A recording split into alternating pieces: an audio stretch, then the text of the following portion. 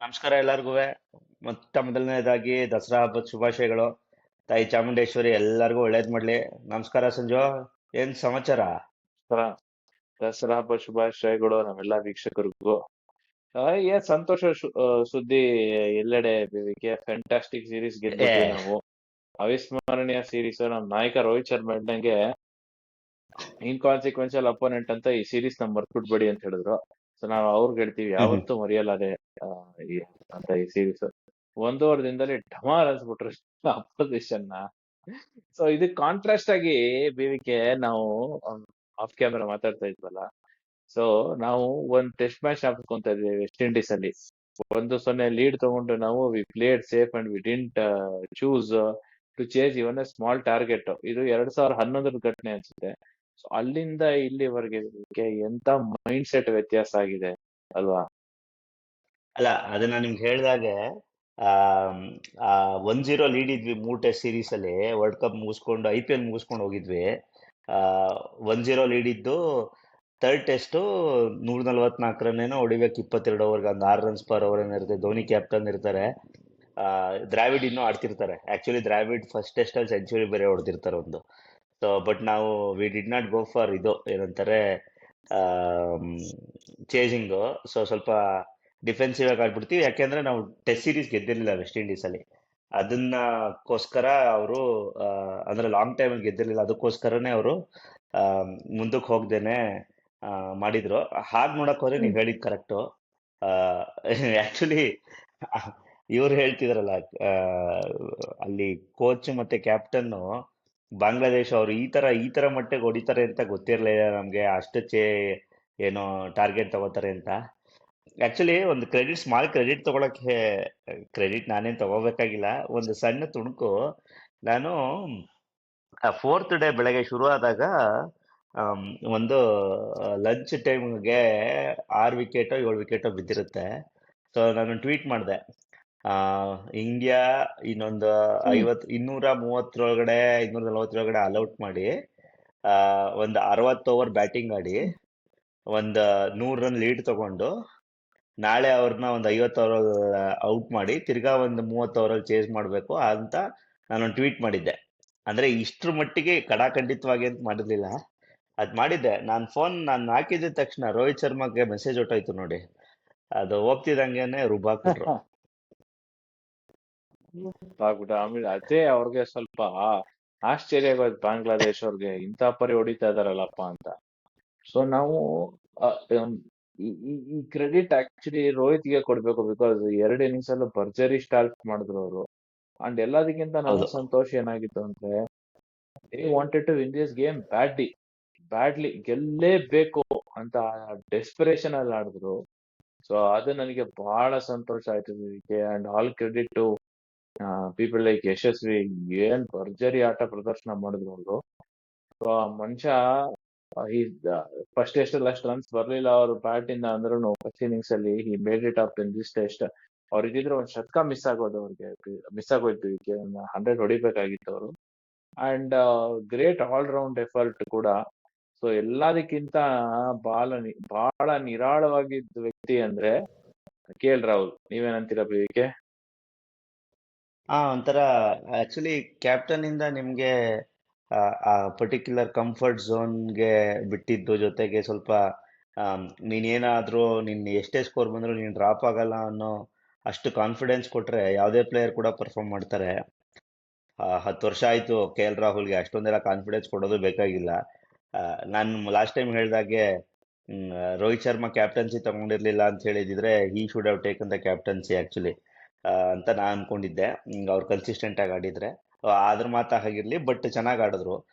Starting ಬರ್ತಿದ್ದಂಗೆನೆ 1-2 run ಓಡಿ ಕೊಹ್ಲಿ ಜೊತೆ, ಆಮೇಲೆ ಯಾವ ಬೌಂಡ್ರಿ ಬೇಕೋ ಹಾಗಾಗಿ ಬೌಂಡ್ರಿ ಹೊಡೆದು ಸಿಕ್ಸರ್ಸ್ ಎಲ್ಲ ಹೊಡೆದು ಚೆನ್ನಾಗಿ ತಗೊಂಬಂದ್ರು. ಅವರು ರೋಹಿತ್ ಶರ್ಮಾ ಹೇಳ್ತಿದ್ರಲ್ಲ, ನಾವು 150ಕ್ಕೆ ರನ್ ಆಲ್ ಔಟ್ ಆಗಿದ್ರು ನನಗೇನು ಕೇರ್ ಇಲ್ಲ, ನನ್ಗೆ ಒಟ್ಟಲ್ಲಿ ನಮ್ ಮ್ಯಾಚ್ ರಿಸಲ್ಟ್ಸ್ ಬೇಕಾಗಿತ್ತು, ನಾವು ಹ್ಮ್ ಫೋರ್ತ್ ಇನ್ನಿಂಗ್ಸ್ ಅಲ್ಲೂ ಚೇಸ್ ಮಾಡೋ ಚಾನ್ಸಸ್ ಇರ್ತಿತ್ತು ನಾವು ಅಂತ ಹೇಳಿದ್ರು. So Bangladesh bowlers completely taken by surprise. ಅಷ್ಟ್ರ ಮಟ್ಟಿಗೆ ಆ, ಏನಂತಾರೆ, gam ball, what ever you call it, gam roll ball ಏನಿದೆಯೋ ಆ ತರಹ ಆಡಿದ್ರು. But good. ಆಕ್ಚುಲಿ ನಮ್ಗೆ ವಿನ್ ಇಂಪಾರ್ಟೆಂಟ್ ಆಯ್ತು. ಸೊ ನ್ಯೂಜಿಲೆಂಡ್ ಸೀರೀಸ್ ಅಲ್ಲಿ ಸ್ವಲ್ಪ ನಾವು ಆ, ನಿರಾಳವಾಗಿ ಆಡ್ಬೋದು. ಇಲ್ಲಾಂದ್ರೆ ವರ್ಲ್ಡ್ ಚೆಸ್ ಚಾಂಪಿಯನ್ಶಿಪ್ಗೆ ಸ್ವಲ್ಪ ಹಾಗೂ ಹೀಗೂ ಅಂತ ಇತ್ತು. ಗೆದ್ದಿದ್ದು ತುಂಬಾ ಒಳ್ಳೆ ರಿಸಲ್ಟ್. ಅದು ಹಾಗೆ ನೋಡಿ ಲೆಕ್ಕ ಹಾಕೋದಂದ್ರೆ ಬರೀ 181 ಅವರ್ಸ್ ಅಷ್ಟೇ ಆಗಿರೋದು. ಎರಡೇ ದಿವಸದಲ್ಲಿ ಮ್ಯಾಚ್ ಮುಗ್ದಿದೆ. ಈ ಒಂದು ನಿಮ್ಗೆ 2 ಮುಕ್ಕಾಲು ದಿವಸ, 2 ವರ್ಷದಿಂದ 2 ಮುಕ್ಕಾಲು ದಿವಸ ಆಲ್ರೆಡಿ ನಿಮ್ ಇದಕ್ಕೆ ಹೋಯ್ತು. ಮಳೆಯಲ್ಲಿ ಹೋದ್ರು ಹ್ಮ್. ಇನ್ನೂ ಒಂದು ಸೆಷನ್ ಇತ್ತು ಲಾಸ್ಟ್ ಡೇ ಅಲ್ಲಿ. ಹಾಗೆ ನೋಡಕ್ ಹೋದ್ರೆ ಹೌದು. Commendable victory. ಹ್ಮ್. ನಾನು ಹೇಳೋದು ಯಾವಾಗಲೂ India play with 10 men and 1 machine. ಆ ಯಂತ್ರದ ಹೆಸರೇ ಜಸ್ಪ್ರೀತ್ ಬುಮ್ರಾ ಅಂತ. ಅವ್ರಿಗೆ ನೀವು ಯಾವ್ದೇ ಪಿಚ್ ಕೊಡಿ, ಯಾವ್ದೇ ಬಾಲ್ ಕೊಡಿ, ಯಾವ್ದೇ ವೆದರ್ ಕಂಡೀಷನ್ ಕೊಡಿ, ನಮ್ಮ ಕೆಲಸ ಚೊಕ್ಕದಾಗಿ ಮಾಡೋವಂತ ವ್ಯಕ್ತಿ ಅಂದ್ರೆ ಅದ್ರ ಹೆಸರೇ ಜಸ್ಪ್ರೀತ್ ಬುಮ್ರಾ. ಹಾ, ಎರಡೇ ಮಾತಿಲ್ಲ. ಆಕ್ಚುಲಿ ಅಶ್ವಿನ್ ಹೇಳಿದ್ರಲ್ಲ, ರೋಹಿತ್ ಶರ್ಮಾ ವಿರಾಟ್ ಕೊಹ್ಲಿಗಿಂತನೂ bigger match winner is Bumrah ಅಂತ ಹೇಳಿದ್ರು. ಅದ್ರಲ್ಲಿ ಎರಡೇ ಮಾತಿಲ್ಲ. ರೋಹಿತ್ಗೆ ಮತ್ತೆ ಕೊಹ್ಲಿಗೆ ಪ್ರಾಬಬ್ಲಿ ಫ್ಯಾನ್ ಫಾಲೋಯಿಂಗ್ ತುಂಬಾ ಜಾಸ್ತಿ ಇರ್ಬೋದು, ಬ್ಯಾಂಕ್ ಬ್ಯಾಲೆನ್ಸ್ ಜಾಸ್ತಿ ಇರ್ಬೋದು, BCCI ಸಪೋರ್ಟ್ ಜಾಸ್ತಿ ಇರ್ಬೋದು. ಬಟ್ ಪ್ರಾಬಬ್ಲಿ 2017ರಿಂದ ಯಾವಾಗ ಅವರು ಡೆಬ್ಯೂ ಮಾಡಿದ್ರು ಟೆಸ್ಟ್ ಕ್ರಿಕೆಟ್ ಅಲ್ಲಿ, and he has not look back. ಈ ಪ್ರತಿಯೊಂದು ದೇಶದಲ್ಲೂ 5 ವಿಕೆಟ್ ಹಾಲ್ ತಗೊಂಡಿದ್ದಾರೆ. ಇಂಡಿಯಾಲಿ ಆಡಿರೋದೇ ಇದು 9ನೇ ಟೆಸ್ಟ್ ಏನು, ಔಟ್ ಆಫ್ 37 ಟೆಸ್ಟ್ ಅಲ್ಲಿ 9 ಟೆಸ್ಟ್ ಆಡಿರೋದು. ಸೊ ಹಾಗೆ ನೋಡಕ್ ಹೋದ್ರೆ ಕಮೆಂಡಬಲ್ ಜಾಬ್. ಅದ್ಭುತವಾಗಿ ಇದ್ ಮಾಡಿದ್ರು. ನೀವ್ ಹೇಳಿದ್ ಕರೆಕ್ಟ್. ಒಂದೇನು ಹೇಳ್ಬೋದು ಅಂದ್ರೆ, ಪಾಪ ಬಾಂಗ್ಲಾದೇಶ್ಗೆ ಏನ್ ತೊಂದರೆ ಆಯ್ತು ಅಂದ್ರೆ, ಅವರು ಆಡೋದು ಕುಕ್ಕುಬರ ಬಾಲಲ್ಲಿ. ಸೊ ಅವರು SG ಬಾಲಲ್ಲಿ ಆಡಲ್ಲ. ನಮ್ ದೇಶ ಒಂದ್ ಬಿಟ್ರೆ SG ಬಾಲಲ್ಲಿ ಇನ್ಯಾರು ಆಡಲ್ಲ. ಸೊ ಯಾರೇ ಬಂದ್ರು ಅಷ್ಟು ಬೇಗ ಏನಂತಾರೆ, ಕಂಡೀಷನ್ಸ್ಗೆ ಅಳವಡಿಸ್ಕೊಂಡು ರನ್ಸ್ ಹೊಡೆಯೋದು ಅಷ್ಟು ಈಸಿ ಆಗಲ್ಲ. ಅವ್ರು ಪಾಕಿಸ್ತಾನ ಬೀಟ್ ಮಾಡಿ ಬಂದಿದ್ರು, ಹ್ಮ್. ಇಲ್ಲಿ ಅಷ್ಟು ಈಸಿ ಇರ್ಲಿಲ್ಲ.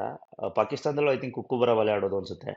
ಸೊ ಇಲ್ಲಿ SG ಬಾಲ್ ನಾವು ಒಬ್ಬರೇ ಆಡೋದ್ರಿಂದ ಅಷ್ಟು ಈಸಿ ಇರ್ಲಿಲ್ಲ. ಜೊತೆಗೆ ಬೌಲಿಂಗ್ ಚೆನ್ನಾಗಿತ್ತು, ಬ್ಯಾಟಿಂಗು ಅವ್ರದ್ದು ಅಷ್ಟ್ರ ಮಟ್ಟಿಗೆ ಬರಲಿಲ್ಲ. ಸೊ ಹಾಗೆ ನೋಡಕ್ ಹೋದ್ರೆ ಅವ್ರು ಪಾಪ they would be disappointed. At least 1 match draw ಮಾಡ್ಕೋಬೋದಾಗಿತ್ತು ಅವರು.